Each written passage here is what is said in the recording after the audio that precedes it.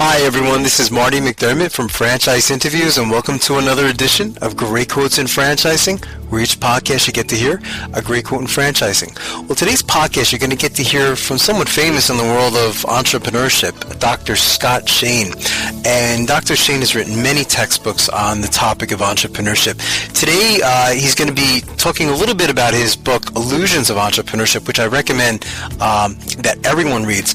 We had Dr. Scott on the show twice in the 4 years that we've done this show, and in both instances, truly amazing, gave a lot of great information. In this particular segment of Great Quotes and Franchising, he's going to answer the question, what does it really take to make a business successful? He's going to talk about the importance of a good business opportunity, the importance of an industry. He's going to talk about easy to fix mistakes and how entrepreneurs can fix some of those mistakes, and also the importance, as Don and I always emphasize on the show, due diligence on the industry, or due diligence on any type of business opportunity before you get into it. So why don't we do this? We'll play the clip of Dr. Scott, and we'll see everyone again with another edition of Great Quotes in Franchising from Franchise Interviews. Take care, everyone. Well, so one question is, what does it take to make a new business successful? And one of the things that the book points out is that a lot of the things that we believe, that it's a lot about us as people, are inaccurate. That things like the kind of business opportunity you have and the industry that you're in account for a lot of performance. And I think what happens to a lot of people is we have this belief as human beings that we want to over-ascribe our performance to things that are about ourselves and not about things we can't really control. We can't change our industry very well. We can't change our business opportunities very well. So we like to think that it's us that matters. And it turns out that, sure, individuals matter, but the business opportunity matters to a great extent. And being able to pick that, and what the book tries to do is help people see, well, what is it about a good opportunity? What is it about an industry that makes it good for startups?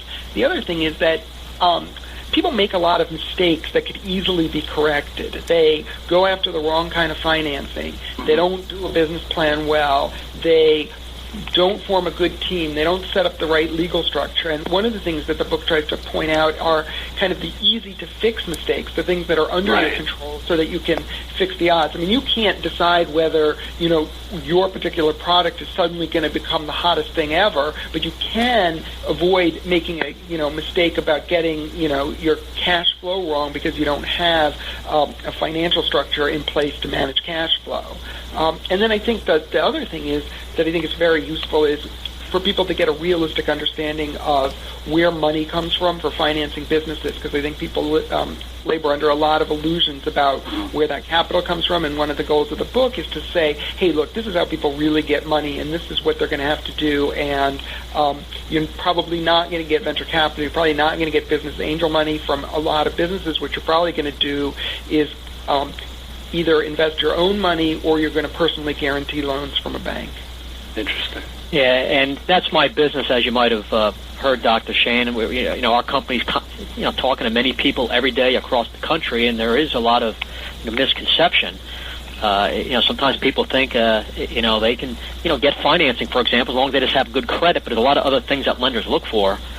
With getting financing. So we're always in that, consulting and you're giving advice mode to people and helping people with the whole financing part. So what you were just addressing is, really people have to do more due diligence, and for people to do their research on an industry and so forth. I guess you recommend that people should align themselves with consultants and specialists to help them in this process of considering starting up a business, or if they decide, to make sure they go about it the right way.